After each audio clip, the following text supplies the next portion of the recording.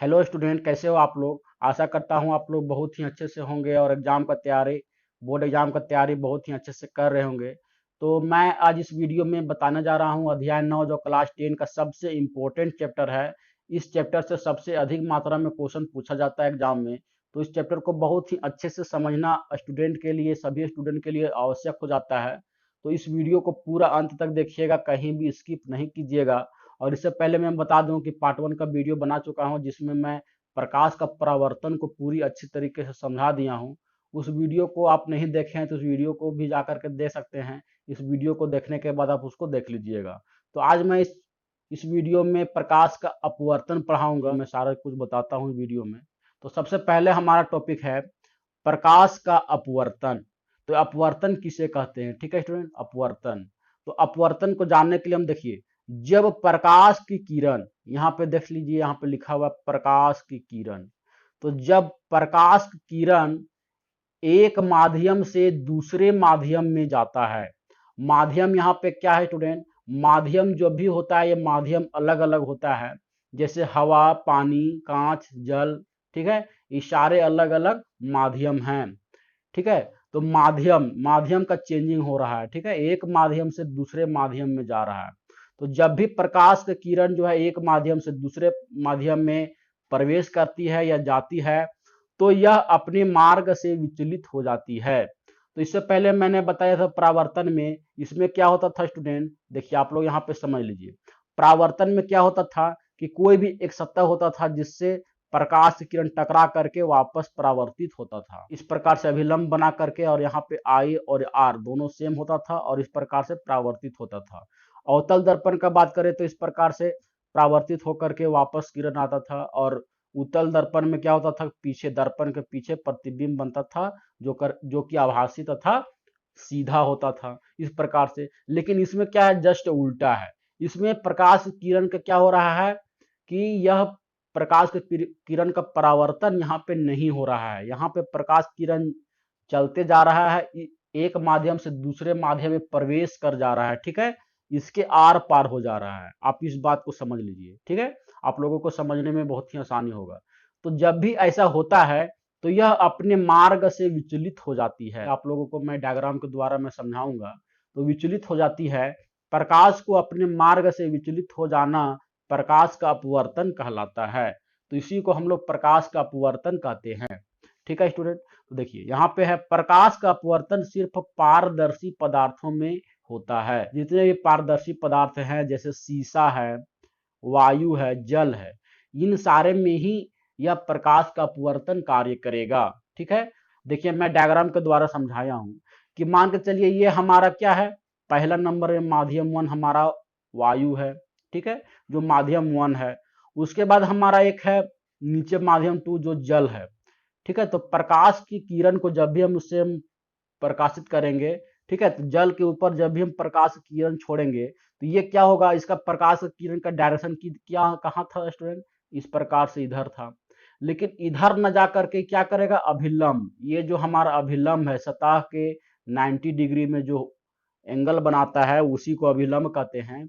तो अभिलंब की तरफ झुक जाता है, इसी को हम लोग प्रकाश का अपवर्तन कहते हैं। इसको आप प्रकाश का अपवर्तन को दूसरी परिभाषा दे सकते हैं कि जब प्रकाश किरण एक माध्यम से दूसरे माध्यम में प्रवेश करती है तो वह अपने अभिलंब से दूर या अभिलंब की तरफ झुक जाती है, ठीक है। उसी को हम लोग क्या कहते हैं, प्रकाश का अपवर्तन कहते हैं, ठीक है। एक और मैंने उदाहरण लिया है, यह जल वाला है, यह कांच वाला है। तो एक कांच का इस प्रकार से बोर्ड है, तो प्रकाश की किरण का डायरेक्शन इस ओर था, इस प्रकार से। लेकिन इस ओर ना जा करके क्या है, यह क्या होता है, अभिलंब की तरफ में यहां से यहां झुक करके यहां पे आ गया।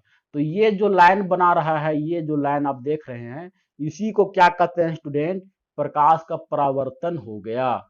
और जैसे ही फिर यहां से आपका कांच के बोर्ड से जैसे ही फिर से लाइट आपका बाहर वायु में निकलेगा तो यह क्या होगा, अभिलंब जो हमारा देखिए इस डायरेक्शन में आ रहा था तो इस डायरेक्शन में इस प्रकार से आना चाहिए था, लेकिन इस प्रकार से नहीं होकर के अभिलंब से दूर हट जाता है। तो इसका क्या हो गया, इसी को कहते हैं प्रकाश का परावर्तन। आप लोगों को बहुत ही अच्छे से समझ में आ गया होगा। मैं आगे और भी अच्छा तरीका से बता रहा हूं, जिससे थोड़ा बहुत भी डाउट होगा तो क्लियर हो जाएगा। देखिए, प्रकाश के अपवर्तन के नियम, आपतित किरण, अपवर्तित किरण तथा आपतन बिंदु, अभिलंब, तीनों एक ही तल में या एक ही बिंदु पर होते हैं। जिस प्रकार से प्रकाश परावर्तन में अपवर्तन किरण, परावर्तन किरण तथा अभिलंब एक ही बिंदु पर होते थे, उसी प्रकार से इसका भी अभिलंब और आपतित किरण और अपवर्तन के बाद का जो किरण है वो एक ही बिंदु पर इस प्रकार से उपस्थित होंगे। यहाँ पे भी देख सकते हैं और यहाँ पे भी देख सकते हैं, इस प्रकार से तो एक ही तल में उपस्थित होते हैं। अब आगे है, जब प्रकाश किन्हीं दो माध्यमों के सीमा तल पर तिरछी आपतित होती है तो आपतन कोण आई की साइन, जिसको हम लोग साइन से डिनोट करते हैं, साइन आई, ठीक है, तथा अपवर्तन कोण, जिसको साइन आर से डिनोट करते हैं, का अनुपात नियतांक होता है, जिसे हम लोग स्थिरांक के भी नाम से जानते हैं। तो इस प्रकार से एक सूत्र हम लोगों को निकल के आता है कि साइन आई बटा में साइन आर, और sine i equal to sine r होता है, ये दोनों क्या होता है, बराबर होता है। तो ये हमारा स्थिरांक का फॉर्मूला हो गया। आप लोगों से अगर एक नंबर में क्वेश्चन पूछे कि स्थिरांक या नियतांक का फॉर्मूला क्या होता है, तो यही वाला फॉर्मूला आप लोग लिखिएगा स्टूडेंट, ठीक है। और प्रकाश के अपवर्तन को हम लोग स्नेल का नियम भी कहते हैं, ठीक है स्टूडेंट, इसको स्नेल का नियम भी कहते हैं। अब हमारा अगला टॉपिक है, देखिए, अपवर्तन को माध्यम के अनुसार बदलना। तो अपवर्तन जब भी होता है तो अभी मैंने बताया कि कभी क्या होता था कि प्रकाश का किरण जो भी माध्यम चेंज करता था, अभिलंब की तरफ झुक जाता था, और कभी कभी क्या होता था कि प्रकाश का किरण अपने माध्यम से, अभिलंब से क्या होता था, दूर भाग जाता था। तो ऐसा क्यों होता था, अलग अलग माध्यम के कारण होता था। तो सबसे पहले हम लोग सघन माध्यम पढ़ेंगे। सघन माध्यम किसको कहते हैं, तो सघन माध्यम को हम लोग डेंसर मीडियम कहते हैं। वह माध्यम जिसका अपवर्तनांक अधिक होता है, तो जिस माध्यम का अपवर्तनांक अधिक होता है उसको हम लोग सघन माध्यम कहते हैं।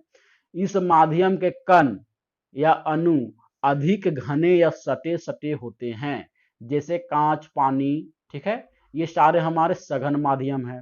उसके बाद है विरल माध्यम। विरल माध्यम से ही आप लोगों को समझ में आ रहा होगा कि ये हमारा क्या है, रेयर मीडियम इसको कह सकते हैं। इसमें कण जो है, माध्यम के अणु जो है वो कम घने होते हैं, जैसे वायु, वायु, गैस, ये सारे क्या हैं, इसके अणु दूर दूर होते हैं, एक दूसरे को रिप्लेंट करते रहते हैं, तभी तो एक दूसरे से दूर भागते रहते हैं और गैस हमारा हवा में उड़ते रहती है। तो इसी को कहते हैं हम लोग विरल माध्यम। अब हम आगे पढ़ते हैं स्टूडेंट। जब प्रकाश की किरण विरल माध्यम से सघन माध्यम में जाती है, तो जब प्रकाश की किरण जब है वह विरल माध्यम, विरल माध्यम कहने का मतलब है कि वायु, विरल माध्यम वायु मतलब कि कम घना वाला से जब सघन माध्यम, अधिक घना वाला, अणु घना वाला माध्यम में जाती है, तो प्रकाश की किरण क्या होता है कि अभिलंब की ओर झुक जाती है। तो यहाँ पे आप लोगों को एक पॉइंट यहाँ पे निकल के आ रहा होगा कि अभिलंब की ओर झुक जाएगी। कहने का मतलब है कि जब प्रकाश किरण वायु से कांच में प्रवेश करेगी तो क्या होगा कि अभिलंब की ओर उसका झुकाव हो जाएगा। लेकिन वही चीज है सघन माध्यम। सघन माध्यम का मतलब होता है जिसके अणु सटे सटे रहते हैं। तो सघन माध्यम से जब विरल माध्यम में प्रवेश करता है, विरल माध्यम में प्रवेश करते हैं, तो अभिलंब से क्या होता है, दूर हट जाता है। जैसे आप लोगों को मैं अभी फोटो में बताया हूं, फिर से दिखा देता हूं। देखिए, अभी मैंने यहाँ बताया कि ये हमारा कांच क्या है, सघन माध्यम है। तो सघन माध्यम से जब विरल माध्यम में आ रहा है, वायु की तरफ जा रहा है, तो इसका जो डायरेक्शन था इस ओर था, और इसका अभिलंब कहाँ है, यहाँ पे है। तो अभिलंब से इधर आने के बजाय क्या किया, इधर आना चाहिए था। हमारा जो ये जो ब्लू लाइन आप देख रहे हैं, इधर बनना चाहिए था। लेकिन ये क्या हुआ है कि सघन माध्यम से विरल माध्यम में आने के कारण क्या होता है, अभिलंब से और दूर भाग जाता है। देखिए, अब हमारा अगला टॉपिक है अपवर्तनांक। जब प्रकाश की किरण किन्हीं दो माध्यमों अपनी दिशा परिवर्तित कर लेती है, दो माध्यमों में अपनी दिशा परिवर्तित कर लेती है, तो आपतन कोण की ज्या जिसको साइन आई बोलते हैं और अपवर्तन कोण की ज्या जिसको हम लोग साइन आर का बोलते हैं, उसके अनुपात या नियतांक जिसको हम लोग स्थिरांक फॉर्मूला भी कहते हैं, यही चीज हमारा अपवर्तनांक है स्टूडेंट। तो इसे पहले माध्यम के सापेक्ष दूसरे माध्यम का अपवर्तनांक कहते हैं, इसे एन से सूचित करते हैं। तो इसको आप लोग समझ लीजिएगा सबसे पहले। तो ये हमारा जो स्थिरांक का फॉर्मूला था साइन आई बटा में साइन आर, तो यही हमारा स्थिरांक का फॉर्मूला ही हमारा अपवर्तनांक है। ठीक है, इसी को हम लोग अपवर्तनांक कहते हैं और इसको हम लोग क्या करते हैं, एन से डिनोट करते हैं, एन से।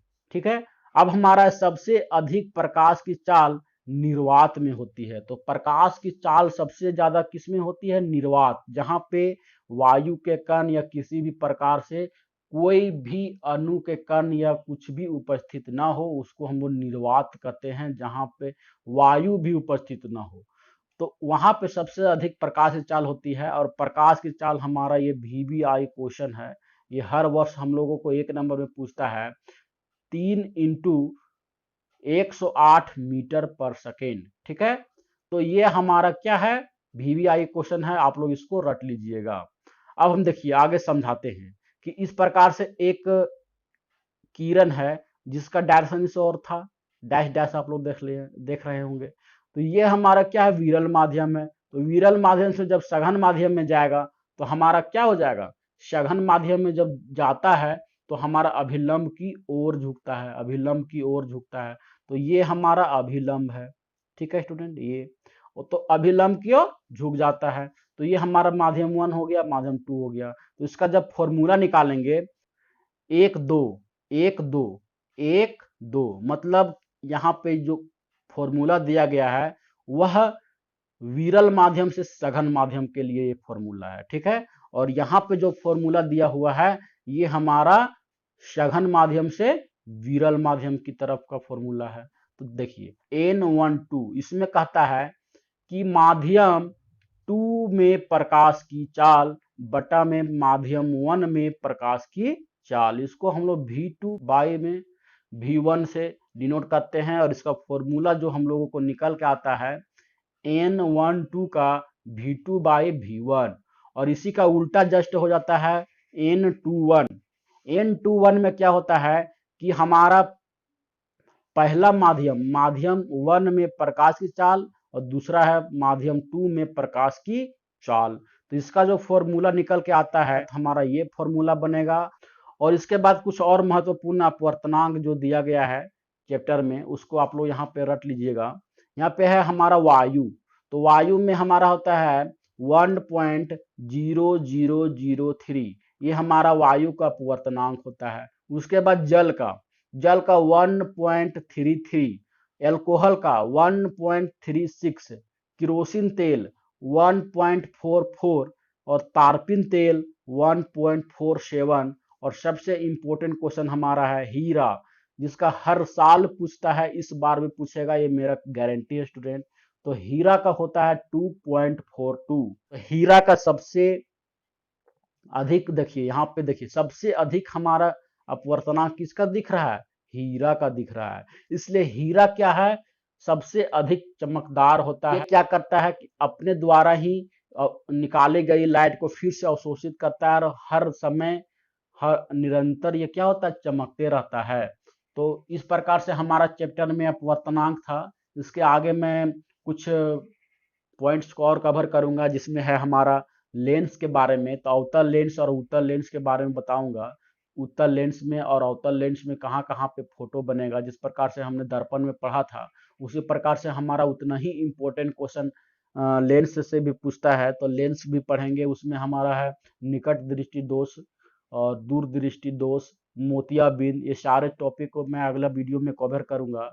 तो आशा करता हूँ आप लोगों को ये वीडियो जरूर पसंद आया होगा। वीडियो पसंद आया तो वीडियो को लाइक एंड शेयर कर दीजिए और इस चैनल को सब्सक्राइब कर बेल आइकन को ऑल पे सेट कर लीजिए। धन्यवाद।